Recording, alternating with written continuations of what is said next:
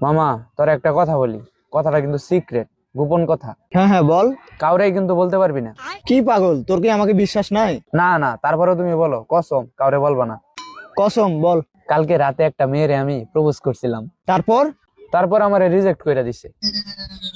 এই কথা? ভুলেও কাউরে বলবি না কিন্তু। মামা তোর একটা কথা বলি, গোপন কথা। হ্যাঁ বল। কথা দে কাউরে বলবি না। কথা দিলাম মামা, কাউরে বলবো না। কি আমিনে কালকে রাত্রে একটা মেয়েরে প্রপোজ করছিল, রিজেক্ট করে দিছে। এইটা কি শুনাইলি? কাউরে বলবি না কিন্তু। আচ্ছা আচ্ছা মামা, কাউরে বলবো না। মামা আমি কিন্তু তোকে বিশ্বাস করি, আমি জানি তুই কাউকেই বলবি না। এতদিনে তুই আমাকে এই চিনলি, আমার কপালে যদি কেউ বন্দুক ঠেকায় তারপর আমি বলবো না, তুই বল। গতকালকে রাতে ইয়ামিন একটা মেয়েরে প্রপোজ করছিল, রিজেক্ট করে দিছে। আরে এটা তুই কি শুনাইলি, খুব মজা পাইলাম। কাউরে যদি বলিস মামা, তোর আর আমার সম্পর্ক এখানেই শেষ। আরে প্যারা নাই মামা। দাদা, তুমি যদি এই কথা কাউরে বলো, আমি কিন্তু খুব কষ্ট পাবো। আমি ওই রকম লোক না, তুমি বলতে পারো। কালকে রাতে একটা মেয়েরে আমি প্রপোজ করছিলাম। পরে ওই মেয়ে তোমাকে রিজেক্ট করে দিছে। তুমি জানলা কেমনে? তোমার আগে তো রেজওয়ানি আমাকে বলে দিছে এই কথা।